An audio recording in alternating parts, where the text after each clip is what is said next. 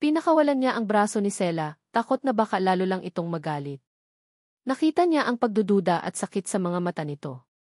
Hindi siya nito pinaniniwalaan. At bakit nga naman ito maniniwala?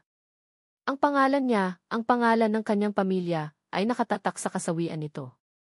Give me 1 week, sabi niya, ang boses ay desperado, ngunit pilit na pinapakalma.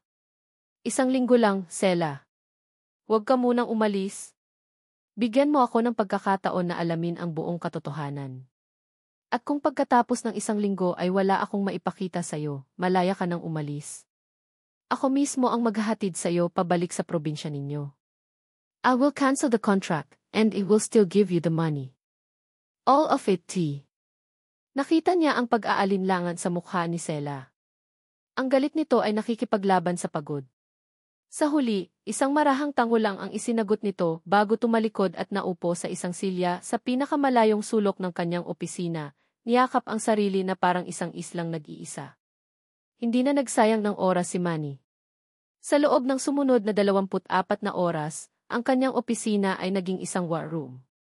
Ipinatawag niya ang pinakamagagaling na abogado at financial investigator ng Fortaleza Corporation.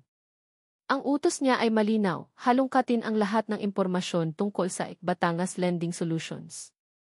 Habang nagtatrabaho, paminsan-minsan ay sumusulyap siya kay Sela. Nanatili itong tahimik sa sulok, nakatingin sa labas ng bintana, tila pinapanood ang syudad na naging simbolo ng kanyang pagdurusa. Minsan, ang kanyang assistant ay nagdala ng pagkain. Hindi ito kumain. Noong gabi, dinalhan niya ito ng kumot. Hindi ito gumalaw, ngunit kinaumagahan, nakita niyang nakabalot na ito sa kumot. Isang maliit na senyales na kahit papaano ay may bahagi pa rin sa kanya na gustong maniwala. O baka pagod lang talaga ito. Isang gabi, habang nakalubog siya sa mga papeles at report, pumasok si Sela sa kanyang opisina, dala ang isang tasa ng kape.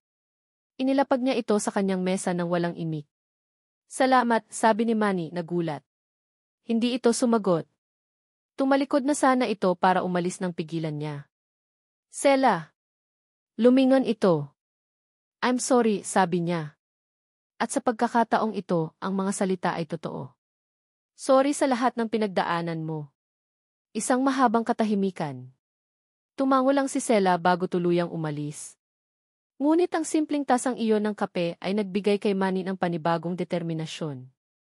Aayusin niya ito. Para sa kanya. Samantala, sa kabilang bahagi ng syudad, si Isabela Montenegro ay hindi natutulog. Ang balita tungkol sa fiancé ni Manny ay kumalat na sa kanilang social circle na parang apoy. Ang kahihiyan ay sumusunog sa kanyang dibdib. Siya, isang Montenegro, ay naisahan ng isang babaeng walang pangalan. Alamin mo ang lahat tungkol sa babaeng yan, utos niya sa kanyang private investigator sa telepono. Lahat. Saan siya galing, sino ang pamilya niya, anong kinakain niya sa almusal. I want to know everything. And I want it yesterday. Hindi nagtagal, isang makapal na brown envelope ang dumating sa kanyang opisina. Habang binabasa niya ang laman, isang masamang ngiti ang gumuhit sa kanyang mga labi. Criselda Reyes, dating estudyante, kasalukuyang katulong. At tumakas mula sa amo nitong mga Sandoval dahil sa isang eskandalo. At ang pinakamatamis sa lahat, ang kopya ng kasunduan sa pagitan ni Sela at Manny, na nakuha ng kanyang tauhan mula sa isang source sa loob mismo ng legal team ng Fortaleza. Perfect, bulong niya sa sarili. Sa isang mamahaling restaurant, nagkataon na nakita ni Isabela ang mag-asawang Ricardo at Victoria Sandoval. Lumapit siya na may ngiti ng isang buwaya. Ma'am Victoria, Sir Ricardo, kayo pala, bati niya. I heard about what happened with your maid. Nakakalungkot. Ang hirap talagang magtiwala sa mga tao ngayon. Lalo na't ang babaeng iyon ay bigla na lang fiancé ng mahal kong si Manny. Hindi ba nakakapagtaka? Ibinigay niya sa kanila ang isang paraan para makaganti. Isang paraan para linisin ang kanilang pangalan at sirain si Sela sa proseso. Sa Fortaleza Tower, isang pambihirang impormasyon ang nakuha ng mga investigador ni Manny. Ang Batangas Lending Solutions ay nalugi hindi dahil sa mismanagement, kundi dahil sa isang agresibong hostile takeover ng mga kliyente nito. Ang lahat ng mga kliyenteng iyon ay lumipat sa isang bagong usbong na kumpanya noon. Isang kumpanyang ang pangalan ay Montenegro Prime Holdings. Ang kumpanya ng ama ni Isabela. Nagimbal si Manny. May koneksyon. Ngunit hindi pa sapat ang ebidensya. Habang iniisip niya ang susunod na hakbang, tumunog ang kanyang telepono. Ang event organizer para sa taunang Fortaleza Charity Ball. Sir, good afternoon. Just confirming po, Ma'am Isabela Montenegro called earlier. She said you personally authorized some changes sa guest list. Is that correct? Napakunot ang noo ni Manny. Anong changes? She added a few names, sir. Isang A. Ricardo and M. Rec. Victoria Sandoval. Biglang nanlamig ang dugo ni Manny. Ang mga pangalan. Ito ang mga amo ni Sela. Isang patibong. Alam niyang isa itong patibong. At sila ni Sela ang maglalakad papasok dito. Ang grand ballroom ng isang 5-star hotel ay kumikinang. Ang mga naglalakihang chandelier ay nagbibigay liwanag sa daan-daang bisita na nakasuot ng kanilang pinakamamahaling mga gown at suit. Ang mahinang tunog ng isang string quartet ay humahalo sa halakhakan at bulungan ng alta sosyedad ng Maynila. Ito ang taunang Fortaleza Charity Ball, ang pinakamalaking social event ng taon. Sa gitna ng lahat ng ito, nakatayo si Criselda Reyes. Nakatitig siya sa kanyang refleksyon sa isang malaking salamin. Ang babaeng nakatingin pabalik ay isang estranghera. Nakasuot ito ng isang simple, ngunit napakagandang silver evening gown na personal na pinili ni Manny. Ang kanyang buhok ay nakaayos sa isang eleganteng bon, at may suot siyang kwintas na may iisang diamante na kumikinang sa kanyang leg. Maganda siya. Sa unang pagkakataon, naramdaman niyang hindi lang siya nagpapanggap. Sa gabing ito, pakiramdam niya ay isa talaga siyang fortalejo. Ready? Lumingon siya at nakita si Manny na papalapit. Gwapo ito sa kanyang itim na tuksedo. May ngiti sa mga labi nito, ngunit may pag-aalala sa mga mata nito na siya lang ang nakakakita. Sa loob ng nakaraang linggo, nagbago ang lahat sa pagitan nila. Ang galit niya ay napalitan ng isang maingat na paghihintay. Ang pagiging arogante nito ay napalitan ng isang tahimik na determinasyon. Gabi-gabi, nakikita niya itong nagtatrabaho sa opisina nito, sinusubukang tuparin ang pangako nito. Kinakabahan ako, pag-amin niya. Lumapit si Manny at inayos ang isang hibla ng buhok na naligaw sa kanyang mukha. Ang simpleng haplos na iyon ay nagpadala ng kuryente sa kanyang balat. Huwag kang kabahan. Nandito ako. Anong mangyari, hindi kita iiwan. Hinawakan nito ang kanyang kamay at sabay silang pumasok sa ballroom. Lahat ng mata ay napunta sa kanila. Ang mga bulungan ay huminto, napalitan ng mga titig na puno ng kuryosidad. Ang EC ng Fortaleza Corporation at ang kanyang misteryosong fiance. Para silang isang hari at reyna na pumapasok sa kanilang korte. Sa tabi ni Manny, sa unang pagkakataon, naramdaman ni Sela na kabilang siya. Ngunit ang pakiramdam na iyon ay hindi nagtagal. Mula sa kabilang dulo ng ballroom, nakita niya si Isabela. Nakasuot ito ng isang nagniningning na pulang gown na para bang gusto nitong agawin ang lahat ng atensyon. Nagtama ang kanilang mga mata. Ngumiti si Isabela sa kanya, isang ngiting matamis ngunit puno ng pagbabanta. Isang ngiti ng isang ahas bago ito tumuklaw. Isang malamig na kaba ang gumapang sa dibdib ni Sela. Habang nagpapatuloy ang gabi, sinubukan ni Sela na huwag pansinin ang masamang kutob. Ipinakilala siya ni Manny sa mga business partners nito. Ngumiti siya, tumango at sinabi ang mga tamang bagay. Para siyang isang artista na ginagampanan ang pinakamahalagang papel ng kanyang buhay. Biglang dumilim ang mga ilaw at isang spotlight ang tumutok sa entablado. Umakyat si Doña Elvira para magbigay ng kanyang pambungad na pananalita. Ngunit bago pa siya magsimula, isang boses ang umalingaw-ngaw mula sa mga speaker. Bago po magsimula ang lahat, may isang maikli po kaming video presentation na gustong ibahagi sa inyo. Isang kwento ng inspirasyon. Ang boses ay kay Isabela. Napakunot ang noo ni Manny. Hinawakan niya ng mahigpit ang kamay ni Sela. Anong nangyayari? Ang mga malalaking screen sa magkabilang gilid ng entablado ay umilaw. Ang lumabas ay hindi mga larawan ng charity work ng Fortaleza. Ang lumabas ay ang mukha ni Ma'am Victoria Sandoval. Opo, kilala ko po si Criselda Reyes, sabi ni Ma'am Victoria sa video, ang mukha ay puno ng peking awa. Kinuha namin siyang katulong.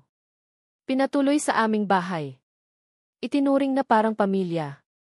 Nanigas si Sela sa kanyang kinatatayuan. Ang dugo ay tila umalis sa kanyang mukha. Sa screen, nagsimulang magsalita si Sir Ricardo. Pero sinuklian niya kami ng masama. Nagnanakaw siya ng mga gamit. Malandi siya, sinusubukan niyang akitin ako. At nang hindi niya nakuha ang gusto niya, sinaktan niya ako at tumakas. Ang mga bulungan sa ballroom ay nagsimula ng lumakas, na parang isang kulumpon ng mga bubuyog. Lahat ng mata ay nakatuon na ngayon kay Sela, hindi na may paghanga, kundi may paghusga at pagkasuklam. Hindi totoo yan, bulong ni Sela, nanginginig. Parang hindi pa sapat, umakyat si Isabela sa entablado, hawak ang isang mikropono at isang piraso ng papel. Nakakalungkot po ang kwento ng mga Sandoval, sabi niya sa malambing ngunit malinaw na boses. Ngunit ang mas nakakalungkot ay kung paano nagagamit ng ilang tao ang kanilang kahirapan para manlinlang. Para makamit ang isang buhay na hindi para sa kanila. Itinaas niya ang papel. Ang hawak ko po ay isang kopya ng isang kasunduan. Isang kontrata sa pagitan ni Emmanuel Fortalejo at ni Miss Criselda Reyes. Isang kasunduan kung saan babayaran si Miss Reyes para magpanggap na fiance ng CEO ng Fortalejo Corporation. Kung kanina ay bulungan lang, ngayon ay halatang pag-uusap na ang maririnig. Ang bawat salita ay parang isang batong ibinabato sa kanya. Isang kasambahay na magnanakaw. Isang babaeng bayaran. Kawawang Manny, naloko. Nakakahiya sa pangalan ng mga Fortalejo. Nakita ni Sela ang itsura ng mga tao, ang kanilang mga mapanghusgang mata, ang kanilang mga nakangising labi. Nakita niya ang mukha ni Doña Elvira na namumutla sa galit at kahihiyan, bago ito biglang napahawak sa dibdib at nawalan ng malay. Humarap siya kay Manny. Nakita niya ang gulat at galit sa mukha nito, galit na nakaturo kay Isabela. Ngunit sa ilalim ng lahat ng iyon, nakita niya rin ang pagiging abala nito sa pag-aalala sa kanyang ina. Sa sandaling iyon, gumuho ang mundo ni Sela. Ang konting pag-asa na kanyang inipon. Ang munting tiwala na nagsimulang mamuo. Ang pangarap na kahit sa isang gabi lang ay maramdaman niyang espesyal siya. Lahat ay nawala. Dinurog. Ipinahiya sa harap ng daan-daang tao. Hindi na niya kaya. Tumalikod siya at tumakbo. Sela, narinig niyang sigaw ni Manny. Ngunit hindi siya lumingon.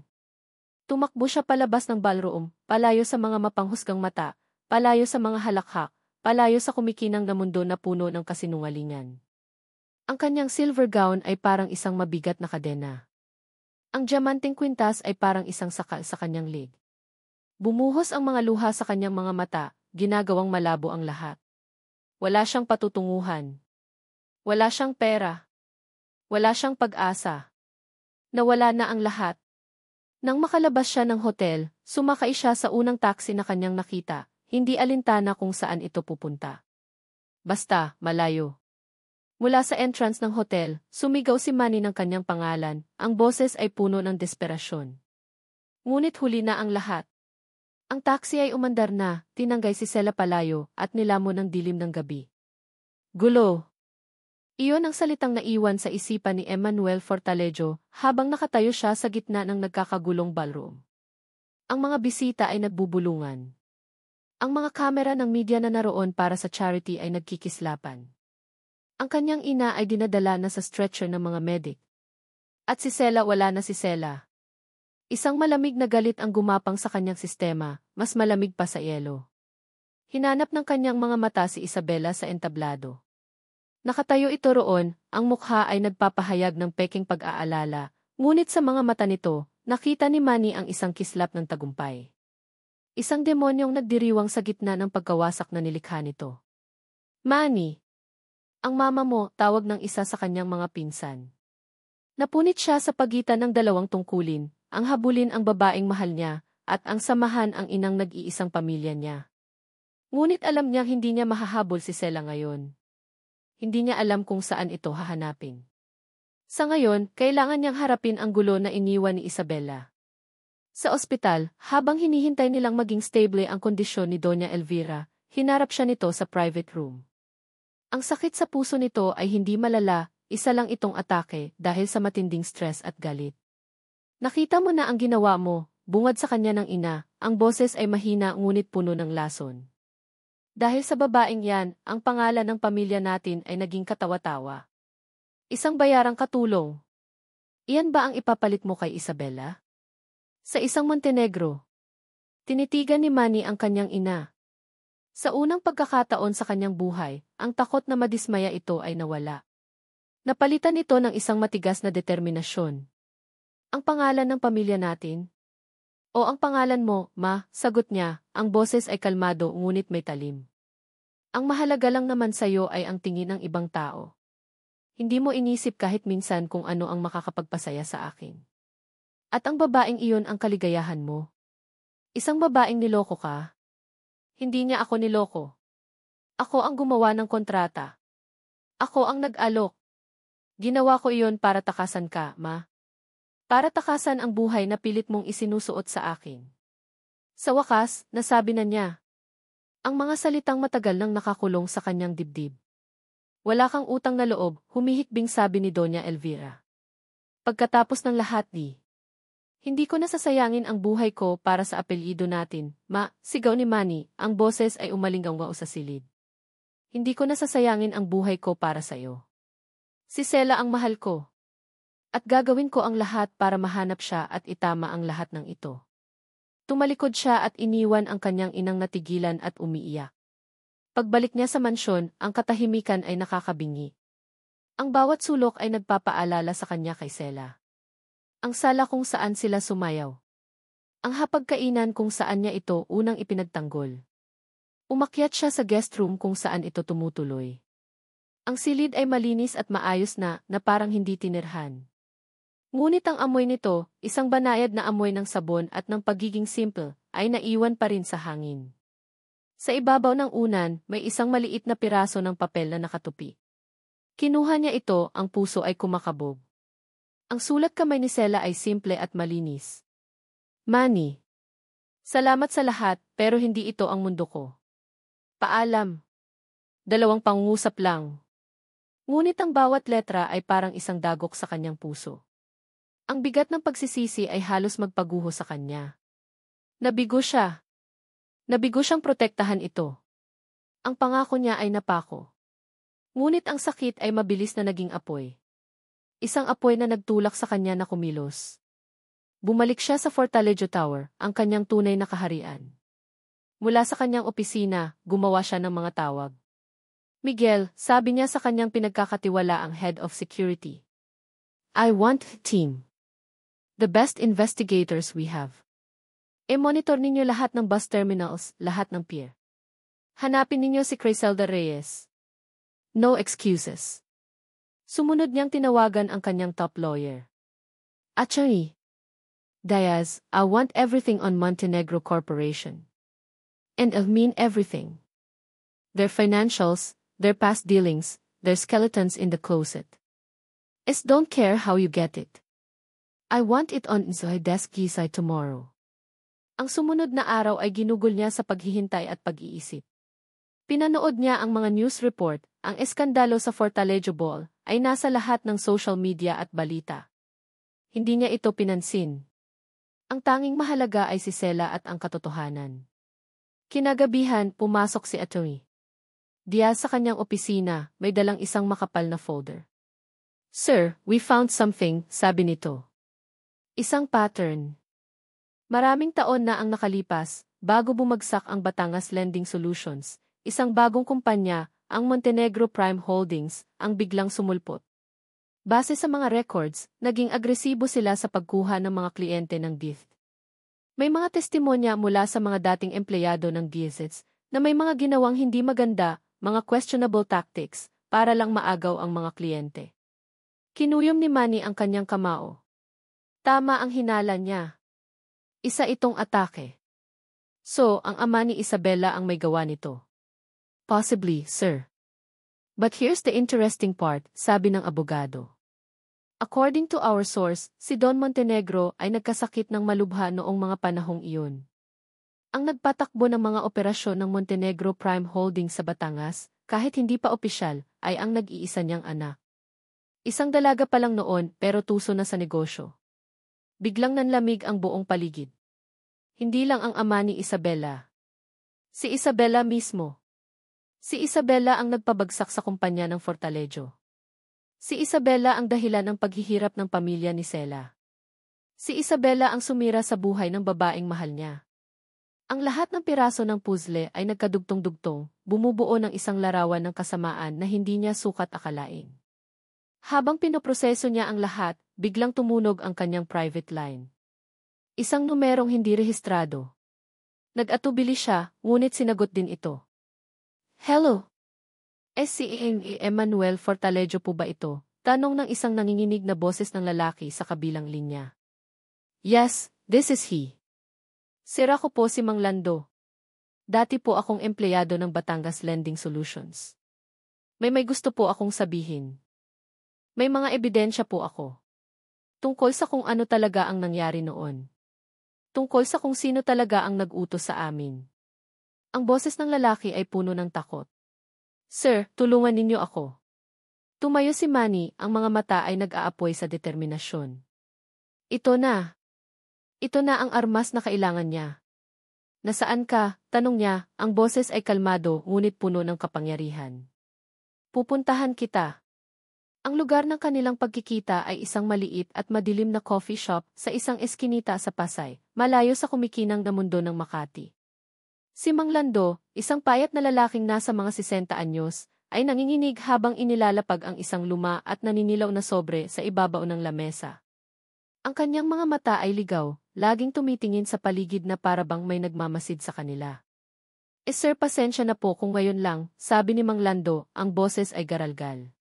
Natakot po ako. Natakot po kami lahat noon. Tinitigan siya ni Manny, ang mukha ay seryoso. Ano ang ikinatatakot ninyo? Ang mga Montenegro po, sir, sagot nito. Bago pa man bumagsak ang Biesit, pinuntahan na kami isa-isa. Tinakot. Binigyan ng pera para manahimik. Ang iba sa amin ay tumanggap. Ako po umalis na lang ako. Itinago ko po ito lahat. Binuksan ni Manny ang sobre. Ang laman ay mga kopya ng mga email, mga lumang memo, at isang maliit na cassette tape. Ano ito? Tanong ni Manny, hawak ang tape. Recording po iyan, sir. Lihim kong ni-record ang huling meeting namin sa manager namin noon. Ang utos daw po ay galing sa batang amo ng mga Montenegro. Hindi nila binanggit ang pangalan, pero lahat kami alam kung sino iyon. Ang nag-iisang anak ni Don Montenegro. Isang malamig na kuryente ang dumaloy sa mga ugat ni Manny. Si Isabela. Isinuksok niya ang isang maliit na digital recorder sa tenga niya at ipinasok ang tape sa isang lumang Walkman na dala ng kanyang tauhan. Pinindot niya ang play. Ang tunog ay mahina at may static, ngunit malinaw niyang narinig ang isang boses. Isang boses ng isang babae, bata pa noon, ngunit ang tono ay puno na ng otoridad at lamig. Don't care how you do it, sabi ng boses sa recording. Offer them lower interest rates. Promise them the moon. Kung ayaw pa rin, takutin ninyo. Sabihin ninyong pababagsakin natin ang mga negosyo nila kung hindi sila lilipat. I want Batangas Lending Solutions out of the market. Now. Kilala ni Manny ang boses na iyon. Kahit mas bata, kahit hindi pa kasing formal, alam niyang iyon ang boses ni Isabela. Ang parehong boses na bumulong sa kanya ng mga matatamis na salita. Ang parehong boses na sumira sa buhay ni Sela. Inalis niya ang recorder sa kanyang tenga. Ang kanyang mukha ay walang emosyon, ngunit sa loob niya, isang bulkan ang sumasabog. Salamat, Mang Lando, sabi niya, inilalagay ang isang makapal na sobre ng pera sa lamesa. Hindi na kita aabalahin pa. Ako na ang bahala rito. Mula sa coffee shop, dumiretso si Manny sa Montenegro Tower. Hindi na siya nag-abalang magpa-appointment. Pumasok siya sa lobby na parang isang bagyo. Ang kanyang mga bodyguard ay nasa likuran niya. Walang sinumang humarang sa kanya. Ang kanyang presensya pa lang ay sapat na para tumabi ang lahat. Dire-diretso siyang sumakay sa private elevator papunta sa penthouse office. Pagbukas ng pinto, nakita niya si Isabela na nakaupo sa kanyang malaking mesa, abala sa pagbabasa ng mga dokumento. Nang makita siya nito, isang matamis at mapaglarong ngiti ang gumuhit sa mga labi nito. Manny, darling. What a surprise, sabi nito, na para bang walang nangyari. To what do I owe this pleasure? Namiss mo na ba ako agad? Hindi nagsalita si Manny. Lumakad siya papunta sa mesa nito at walang seremonyang inihagis sa ibabaw ang folder na naglalaman ng mga kopya ng ebidensya mula kay Mang Lando. Napakunot ang noo ni Isabela. Binuksan niya ang folder at isa-isang tiningnan ang mga papel. Ang ngiti sa kanyang mukha ay dahan-dahang nawala, napalitan ng pagkalito, at pagkatapos ay ng bahagyang pagkaalarma. What is this garbage? Tanong niya, sinusubukang panatilihin ang kanyang composure. Sa halip na sumagot, inilabas ni Manny ang maliit na digital recorder mula sa kanyang bulsa at pinindot ang play. Ang boses ng isang batang Isabela ay pumuno sa marangyang opisina. I want Batangas Lending Solutions out of the market. Now. Biglang namutla si Isabela. Ang maskara ng pagiging kalmado ay tuluyan ng nabasag. Tumingin siya kay Manny, ang mga mata ay nanlalaki sa pagkabigla at takot. Saan mo nakuha yan? Mahalaga pa ba kung saan? Sagot ni Manny, ang boses ay mababa at puno ng pagkasuklam. Ikaw. Ikaw pala ang may gawa ng lahat. Sinubukan ni Isabela na tumawa, isang tawang pilit at nanginginig. Manny, it was just business. They were a competitor. Ganoon talaga sa mundo natin. The strong divorce the weak. Business, ulit ni Manny, ang boses ay unti-unting tumataas. Nawasak ang negosyo ng pamilya niya. Kinailangan niyang huminto sa pag-aaral. Kinailangan niyang maging katulong at muntik ng pagsamantalahan. At para sa'yo, negosyo lang ang lahat ng iyon? Tumayo si Isabela, ang takot sa kanyang mga mata ay napalitan na ng galit. At ano ngayon? Kasalanan ko pa ba na ang pamilya niya ay isa sa mga collateral damage? Hindi ko nga alam na nag-i-exist ang babaeng iyon noon. At ikaw, Manny, huwag kang magmalinis. Ginamit mo rin siya. Ginamit mo siya para takasan ako at ang responsibilidad mo sa pamilya mo. Ginamit ko siya, pag-amin ni Manny, at ang pag-aming iyon ay parang isang sampal sa kanyang sarili. At iyon ang pinakamalaking pagkakamali ng buhay ko. Pero ang pagkakaiba natin, Isabela, ay nagsisisi ako. Ikaw, wala kang pakialam kung sino ang nasasagasaan mo basta makuha mo ang gusto mo. Lumapit siya sa mesa, ang mga mata ay nag-aapoy. Tinitigan niya ang babaeng minsan niyang pinag-isipang pakasalan. Ngayon, ang nakikita niya lang ay isang halimaw na nakabalot sa mamahaling damit. Hindi lang ang kasal natin ang tapos na, Isabela, sabi niya, ang bawat salita ay mabigat at pinal. Pati na rin ang kumpanya mo. Kinuha niya ang kanyang cellphone at pinindot ang isang numero. Miguel, ipadala mo na sa lahat ng media outlets. The recording. The documents. Everything. Biglang nataranta si Isabela. No. Manny, you can't do this. This will ruin me. This will ruin the family. Sana inisip mo yan bago mo sinira ang pamilya ni Sela, malamig na sagot ni Manny. Tumalikod siya at nagsimulang maglakad palabas ng opisina, iniwan si Isabela na nakatayo roon, natigilan at unti-unting dinudurog ng bigat ng kanyang mga kasalanan na malapit ng malaman ng buong mundo. Pagpasok niya sa elevator, huminga siya ng malalim. Ang unang bahagi ng kanyang misyon ay tapos na. Ang hustisya ay nasa daan na. Ngayon, ang pinakamahirap na bahagi. Ang hanapin si Sela at humingi ng tawad. Ang hangin sa Batangas ay iba. May dala itong amoy ng lupa at ng dagat, isang amoy na matagal nang hinahanap-hanap ni Criselda Reyes. Sa loob ng isang buwan mula nang tumakas siya sa Maynila, sinubukan niyang ibalik ang kanyang buhay sa dati. Muli siyang naging si Sela, ang simpleng anak ni Namang Ricardo at Aling Nena. Ang perang ibinigay ni Manny bilang paunang bayad sa kontrata ay hindi niya ginalaw. Ngunit ang skandalo na nilikha ni Isabela ay umabot hanggang sa kanilang probinsya. Ang mga dating kaibigan ay umiiwas. Ang mga kapitbahay ay nagbubulungan. Sa kabila nito, ang kanyang pamilya ay nanatili sa kanyang tabi. Ang yakap ng kanyang ina at ang tiwala ng kanyang ama ang naging kanyang lakas. Para patunayan sa sarili na kaya niyang tumayo sa sarili niyang mga paa, nag-enroll siya sa isang maliit na kolehiyo sa kanilang bayan, ipinagpatuloy ang kursong education. Sa umaga, siya ay isang estudyante. Sa hapon, nagtatrabaho siya bilang isang part-time waitress sa isang maliit na karinderya malapit sa kanilang bahay. Mahirap. Pagod. Ngunit ito ay totoo. Ito ay sa kanya. Isang gabi, pagkatapos ng kanyang trabaho, naupo siya sa kanilang munting balkonahe na gawa sa kawayan. Sa itaas, ang langit ay puno ng mga bituin, mas maliwanag at mas marami kaysa sa mga bituing nakikita sa maruming langit ng Maynila. Naalala niya ang gabi kung kailan sila sumayaw ni Manny. Ang pangako nito. Ang halos halik. Isang pamilyar na kirot ang kanyang naramdaman.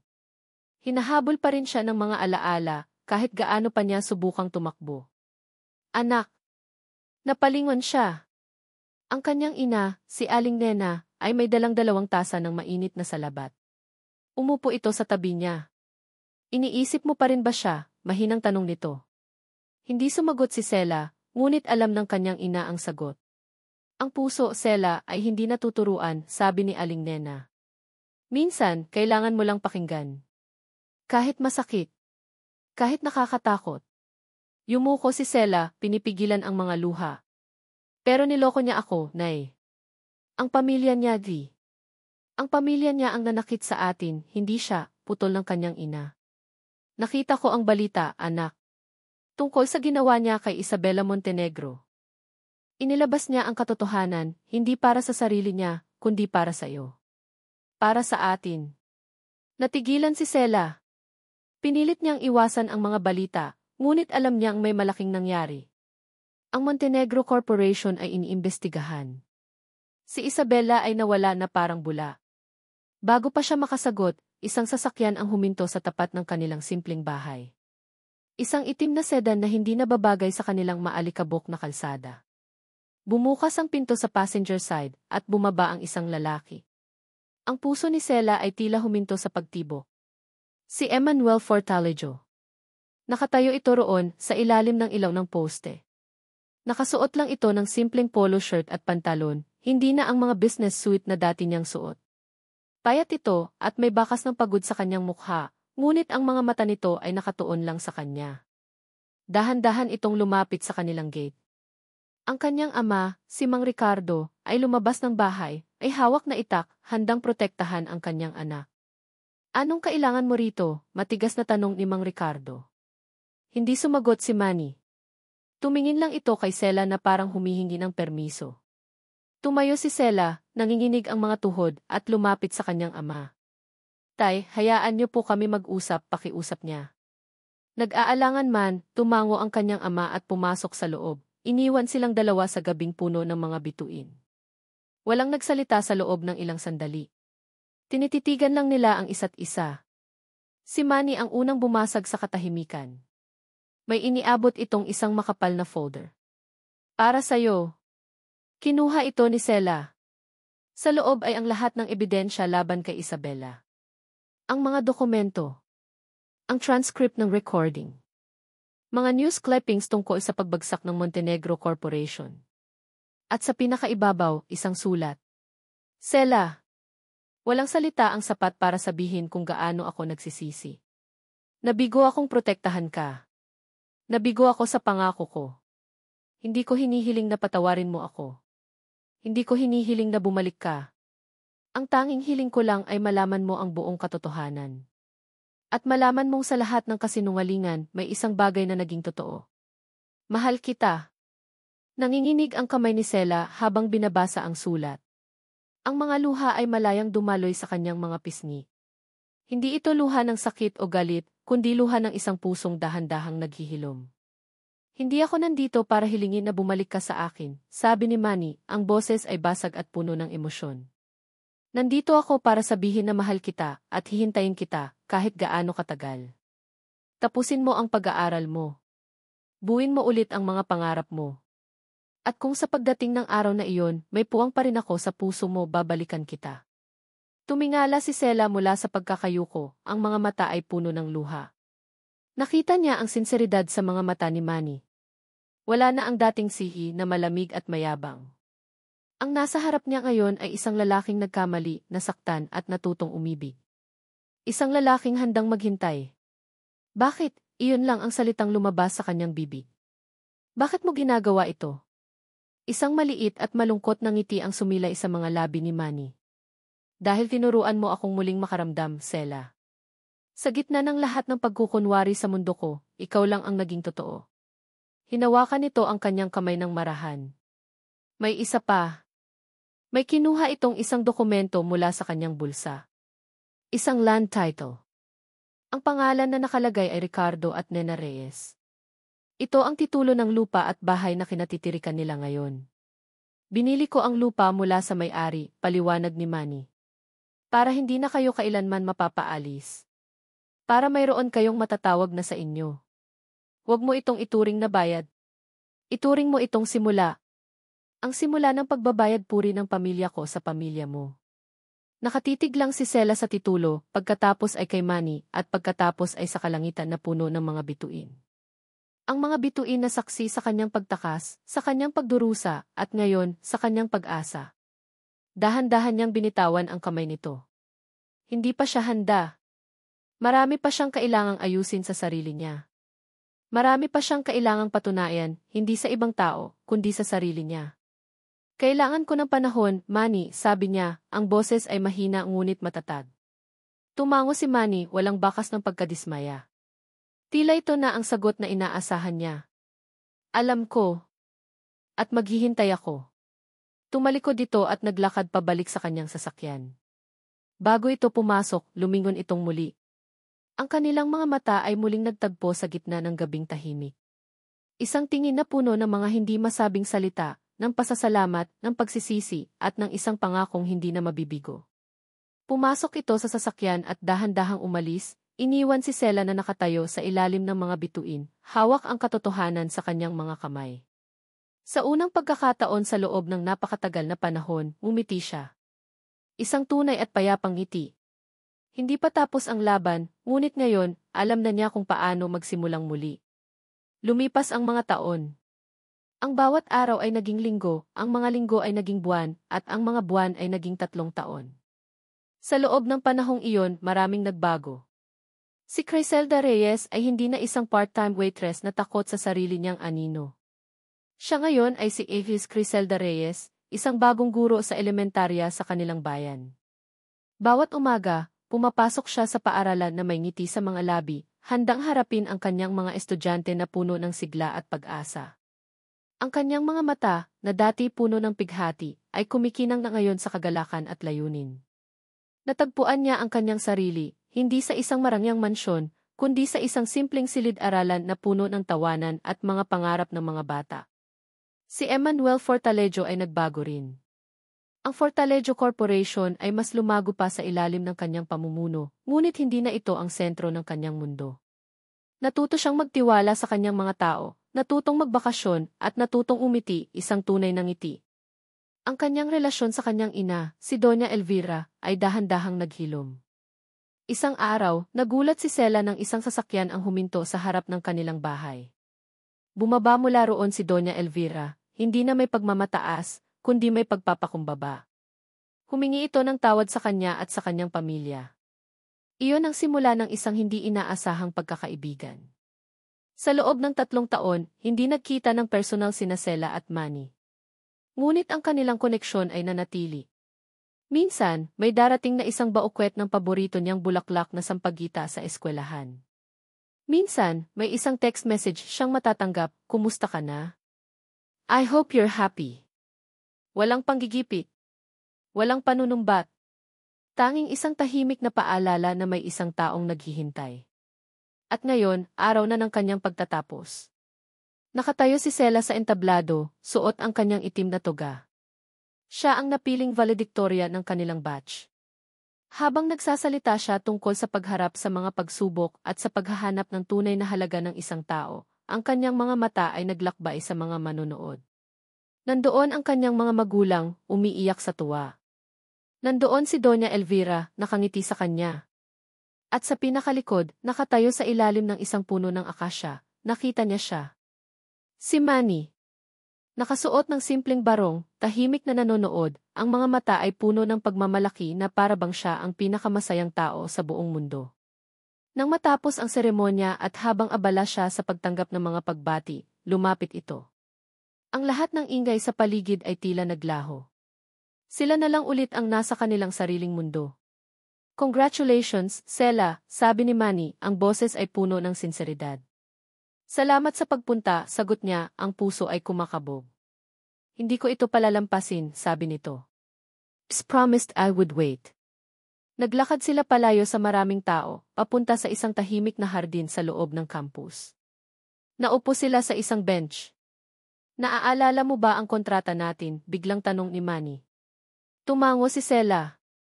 Paano ko makakalimutan?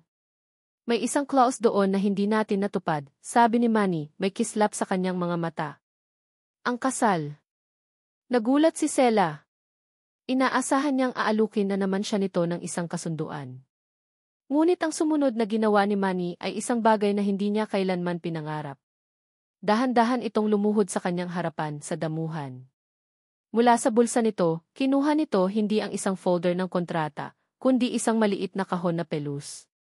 Binuksan niya ito, at sa loob ay isang simpleng singsing na may iisang maliit na diamante. Criselda Reyes, sabi ni Manny, ang boses ay nanginginig sa emosyon. Wala na akong mayaalok sa'yo na hindi mo kayang ibigay sa sarili mo. Mayroon ka ng sariling karera, sariling dignidad at sariling lakas. Hindi na ako ang sihi na sumasagip sa'yo. Ako na ngayon ang lalaking humihiling na sana ay bigyan mo ng pagkakataon. Tumingin ito sa kanyang mga mata. Hindi na ito kontrata. Hindi na ito pagpapanggap. Ito ay isang pangako. Isang pangako ng pag-ibig, ng respeto, at ng isang buhay na magkasama nating bubuin. Sela, mahal ko, pakakasalan mo ba ako? Ang mga luha ay muling dumaloy sa mga pisngi ni Sela. Ngunit ngayon, ito na ang pinakamasasayang luha ng kanyang buhay. Tumingin siya sa kanyang mga magulang at kay Doña Elvira na nanonood mula sa malayo, lahat ay nakangiti. Tumingin siyang muli kay Manny na nakaluhod pa rin at matyagang naghihintay. Sabi niya, ang boses ay puno ng pagmamahal. Manny, pakakasalan kita. Isinuot ni Manny ang singsing sa kanyang daliri. Perpekto ang sukat. Tumayo ito at niyakap siya ng mahigpit.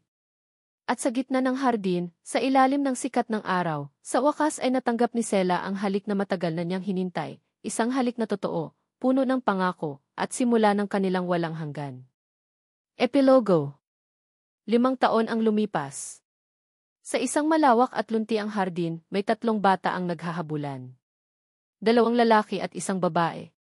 Ang kanilang mga halakhak ay sumasabay sa ihip ng hangin. Sa isang duyan na nakasabit sa isang puno ng mangga, magkayakap na nakaupo sina Sela at Manny, pinapanood ang kanilang mga anak. Ang kanilang bahay ay hindi isang malamig na mansyon, kundi isang malaki, ngunit simpleng bahay na puno ng init at pagmamahal. Mama, Papa, sigaw ng kanilang bunsong babae. Kwentuhan niyo po kami ulit. Paano po kayo nagkakilala? Nagkatinginan sina Manny at Sela at sabay na napangiti. Ang ngiti nila ay puno ng mga alaala, ng mga pagsubok, at ng isang pag-ibig na sinubok ng panahon. Hinawakan ni Manny ng mahigpit ang kamay ng kanyang asawa. Humarap siya sa kanilang mga anak at nagsimulang magkwento. Nagsimula ang lahat sa isang gabi ng tag-ulan. At dito po nagtatapos ang makulay na kwento ni Sela at Manny, isang kwentong isinulat ng tadhana sa ilalim ng mga bituin. Mula sa kaibuturan ng aking puso, isang taos-pusong pasasalamat po sa inyong walang sawang pagsubaybay at pakikinig sa bawat kabanata ng Pangako ng mga bituin. Ang samahan ninyo sa bawat pagtawa, pag-iyak, at pag-asa ni Sela at Manny ang siyang nagbigay buhay at kulay sa kanilang kwento. Habang isinusulat ko ang kanilang paglalakbay, naramdaman ko rin ang kanilang sakit, ang kanilang kilig, at ang kanilang tagumpay. Naging bahagi kayo ng bawat salita, at para doon, ako po ay habang buhay na magpapasalamat. Naway ang kanilang kwento ay mag-iwan sa ating lahat ng isang mahalagang aral, na ang tunay na pag-ibig ay hindi lamang tungkol sa paghahanap ng kaligayahan, kundi sa pagkakaroon ng lakas ng loob na magpatawad, maghilom, at buuin muli ang ating mga sarili. Ito ay isang paalala na sa kabila ng pinakamadilim na gabi, laging may mga bituing magniningning para sa mga hindi sumusuko sa pag-asa. Hanggang sa muli nating pagkikita sa susunod na kwento, lagi po ninyong tatandaan na ang bawat isa sa atin ay may karapatang magmahal at mahalin ng walang hanggan. Ano po ang masasabi ninyo sa kwento ni Sela at Manny? Ikinagagalak ko pong mabasa ang inyong mga komento. Maraming salamat po.